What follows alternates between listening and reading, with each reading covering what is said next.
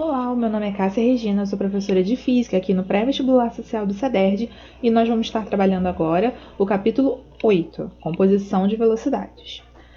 Se você tem o capítulo 2 muito bem fundamentado na sua cabeça, eu acho que isso já vai ser o nosso passo inicial para poder ir muito bem nesse conteúdo. Eu vou começar aqui falando com vocês sobre a velocidade do carro. Existem algumas características aqui que a gente aprendeu ao longo do curso até esse momento, e uma delas é que velocidade é uma grandeza vetorial, então precisa de módulo, direção e sentido. Então é o que está acontecendo aqui. A gente tem um carro que tem uma velocidade com um módulo que não foi descrito aqui, mas na direção horizontal, no sentido para esquerda. Então, essas definições já conseguem, essas características já conseguem definir essa grandeza, mas uma coisa a gente precisa levar bem em consideração. Por que, por exemplo, esse carro tem 100 km por hora? Porque a gente está medindo isso em relação a alguma coisa. E aí a gente retorna lá para o começo do capítulo 2, que fala sobre referencial.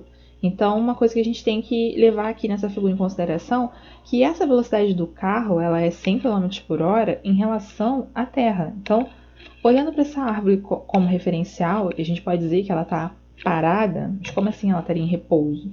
Quer dizer que a velocidade dela em relação à Terra não muda, não é diferente, elas possuem a mesma velocidade. Então, essa árvore tem repouso em relação à Terra. E aí o carro em relação à Terra possui 100 km por hora porque existe essa diferença de velocidade entre eles. E aí a gente começa a definir em relação ao que nós estamos falando que aquilo tem determinada velocidade ou não. Então, esse carro, ele tem essa velocidade em relação à Terra, que é como que a gente apresenta aqui. Pensando num rio, esse rio está descendo para a direita, né? A indicação do vetor velocidade aqui, a correnteza, ela é para a direita, e o valor dela é 3 km por hora. Uma outra coisa que a gente pode dizer é que a velocidade do rio é de 3 km por hora em relação à margem, à terra. Então, uma outra forma de escrever a velocidade do rio é a velocidade do rio, vírgula terra, quer dizer que a velocidade do rio em relação à terra. Ou vírgula ou barra, qualquer um dos dois está correto.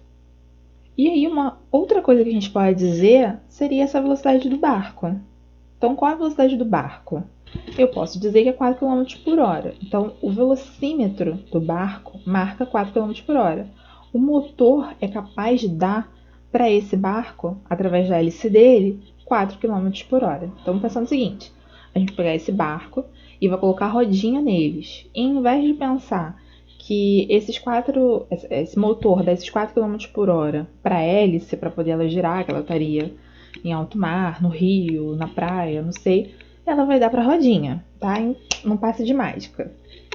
Quando isso acontece, a gente pode dizer que a velocidade do barco em relação à estrada ou à terra é de 4 km por hora, porque o velocímetro dele marca isso, pura e simplesmente.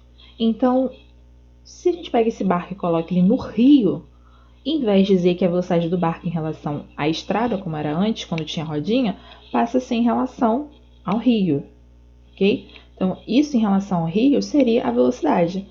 Porque mudou de local? Sim, porque mudou de local. Tudo bem? Então, o lugar que ele está é o rio. Então, a velocidade do barco em relação onde ele está, que é o rio, é 4 km por hora. Até aí, estamos indo. E aí, a gente vai usar como exemplo essa barraca de sol, que é comum em praia, mas nós usaremos aqui no rio, na margem do rio. Essa barraca de sol, ela tem uma pessoa embaixo dela e essa pessoa visualiza o barco descendo o rio. Então, qual vai ser a velocidade que essa pessoa vai enxergar o barco descendo? Vai ser os 4 km fornecidos pelo motor do barco? Vão ser os 3 km por hora, fornecidos pela correnteza do rio? Então, assim, é muito intuitivo você pensar que seria a soma das duas velocidades. O barco desce com 4 e a correnteza ajuda o barco a descer. Então, a gente pode dizer que a soma da velocidade vetorial do barco com a do rio, do barco em relação ao rio e do rio em relação à terra, vai dar do barco em relação à margem, lá à terra. Então, acompanha comigo para ver se foi. A velocidade do barco em relação ao rio é o do motor.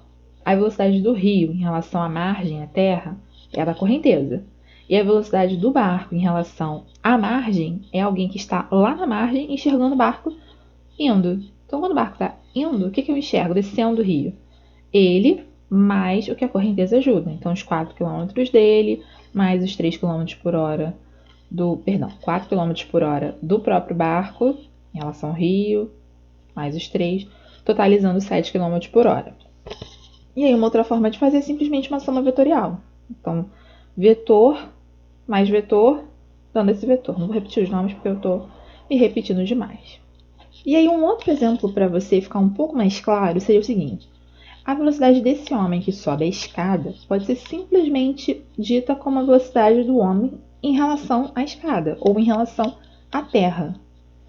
E se eu disser que vale 3 km por hora, o que os pezinhos dele, né, o que as perninhas podem fazer, podem subir as escadas, você entende que isso é exclusivamente do homem, que a escada em nenhum momento ajudou ele a subir. Por quê? Tanto a estrutura da escada como todos os degraus não se movem nem um em relação ao outro, nem em relação à terra. Então, eles estariam em repouso, velocidade nula. Tudo bem? Então, esse vetor aqui, velocidade do homem, também pode ser chamada velocidade do homem em relação à escada. Se você coloca esse homem numa escada rolante, a estrutura da escada, ela é uma estrutura que não tem a estrutura de baixo não tem variação de velocidade, mas os degraus têm. Eles se movem em relação à terra, em relação ao nosso referencial que está sendo usado desde lá do carro. Então, a velocidade da escada em relação à terra muda, deixa de ser 0 e passa a ser 2 km por hora. Então, o homem continua com 3, a escada passa a ter 2. Então, se o homem sobe com 3 e a escada sobe com 2, alguém que está parado aqui do lado de fora enxerga esse homem subindo a escada rolante, que velocidade ele vai perceber? Isso é muito mais intuitivo do que o exemplo do barco, porque é uma coisa que você pode vivenciar muitas vezes. Você está subindo o metrô e aí a escada do metrô, a escada rolante do trem, do metrô, está muito cheia. E aí o que a gente faz? A gente sobe as escadas laterais para poder enfrentar aquele monte de gente um pouco mais rápido. Se é um dia onde está tudo livre, você não tem muitas pessoas na escada, o que você faz? A escada está subindo e você ajuda ela e sobe também. Então, a velocidade resultante, que eu que estou lá embaixo, ou em cima, eu estou parado em algum lugar em relação à terra, enxergo a pessoa subindo, seria da escada rolante, mais a dela em relação à escada, que é onde ela está, dando a velocidade do homem em relação à terra, ao que está completamente em repouso. Ok? Tendo entendido isso, eu sei que a nomenclatura ela fica realmente difícil, você precisa praticar, volta aí, vê de novo, vê se você entende, mas a ideia em si ela não é complicada, realmente é só a nomenclatura que às vezes embaralha um pouco. Agora pensa no barco subindo o rio. O que seria isso subindo o rio? A gente tem ainda a correnteza apontando para a direita, descendo, com o mesmo vetor velocidade, com o mesmo módulo, 3 km por hora. E a gente pega o barco e coloca ele no sentido contrário. Então, uma coisa que precisa ficar clara é o seguinte. Em todo momento anterior, eu disse, aqui nesse caso, por exemplo, que a velocidade do rio em relação à terra aqui era 3 km por hora. Então, aqui botei só o módulo, só o valorzinho. Quando eu estou dizendo que ele está descendo, que ele está indo para a direita, e digo que ele é mais 3, automaticamente eu estou dizendo que para a direita são os valores positivos. Então, pensa no eixo do x. Ele aumenta para a direita, então 0, 1, 2, 3, e diminui para a esquerda. 0, menos 1, menos 2, menos 3. É essa a ideia aqui. Então, a velocidade do barco, vetorialmente, ela é negativa. Então, aqui a gente tem 4 km por hora em módulo. Você não está pensando no sentido, apenas no valor. Mas quando você realiza a soma, o valor já aparece aqui, ó. Quando você vai realizar a soma vetorial, você precisa pensar assim no sinalzinho dele. Então, a gente já deixa isso claro. A gente continua tendo a velocidade do barco em relação ao rio, só que para o outro lado, passa a ser negativo. E aí, já que o barco, ao invés de descer, está subindo, qual seria a velocidade que eu, na margem do rio, enxergo o barco subindo? Então, isso também é bem intuitivo. Quando o barco desce o rio, é ele, motor, sendo ajudado pela correnteza. Quando ele sobe, ele precisa fazer um movimento contrário, e principalmente contrário à correnteza. Então, no momento em que ele resolve subir, o motor continua dando a mesma coisa, mas eu já não enxergo ele subindo com tudo que o motor dá. Por quê? Porque tem a correnteza atrapalhando. Então, a minha velocidade resultante é o seguinte: a gente escreve desse jeito. Velocidade vetorial do barco em relação ao rio, mais a do rio em relação à terra, vai dar do barco em relação à terra. Você escreve normalzinho assim. Mas a soma vetorial, ela precisa apresentar os sinais. Então, seria aquele menos 4 que eu mencionei, mais 3, porque ele continua, apontando para o mesmo sentido positivo que estava antes, não houve nenhuma alteração. E aí o valor resultante é menos 1. Então, o que esse menos 1 quer dizer? Quer dizer que alguém que está na margem enxerga o barco subindo, que seria o lado negativo, por isso menos, numa resultante de 1 km por hora. Que ele tenta subir, a correnteza atrapalha e no final você enxerga ele subindo devagarinho com 1. Ok? Para casa aí para vocês seria a escada rolante descendo agora e o cara tentando subir.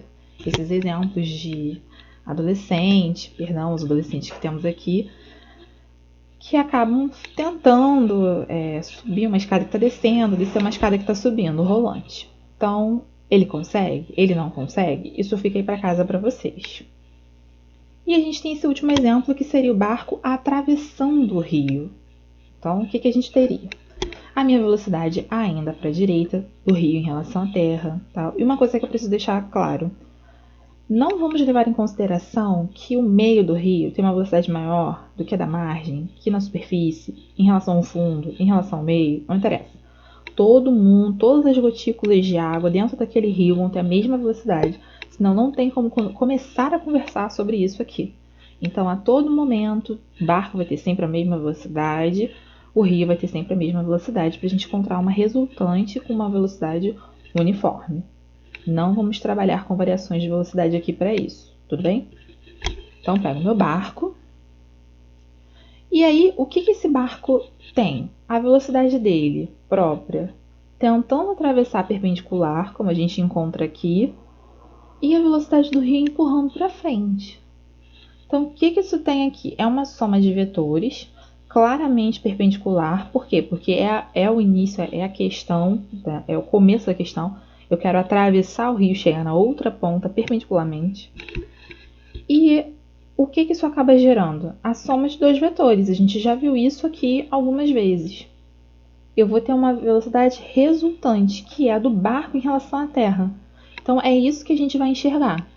Então, aplicando aqui, nós teríamos isso, e o barco, em vez de ir para frente ou para o lado, ele vai para a diagonal. Novamente, ele aponta o motor para frente, a correnteza puxa ele para o lado, o que ele faz? Anda na diagonal. E em vez de chegar na margem logo em frente, ele chega inclinadinho. Você conhece um exemplo disso, que claramente é a praia. Você precisa fazer o que assim que você chegar na praia? Vou entrar no mar. Se prepara e tal, quando você vai, você olha para trás e grava onde você está. Por quê? Conforme você vai entrando no mar e brincando, não só você tem aquele vai e vem da onda, como a correnteza vai te carregando para o lado. E aí, quando você olha de novo, né, para a margem, para a orla, para a areia, e se pergunta onde você está, isso é resultado da correnteza te empurrando para o lado. Então, quando você sai da água, você sai na diagonalzinha, você sai mais para frente. O que você precisa fazer? Voltar andando, se cansando na orla da praia, né, na areia da praia, para conseguir voltar para o ponto que você estava. Então, é mais ou menos essa ideia. Você aponta para frente, tenta nadar para lá, mas a correnteza te empurra para o lado e você acaba indo para a diagonal. Ok? Espero que tenha ajudado. Qualquer coisa, podem me chamar. Ou o professor do polo de vocês. Lembrando, Instagram, cassia.regina.s.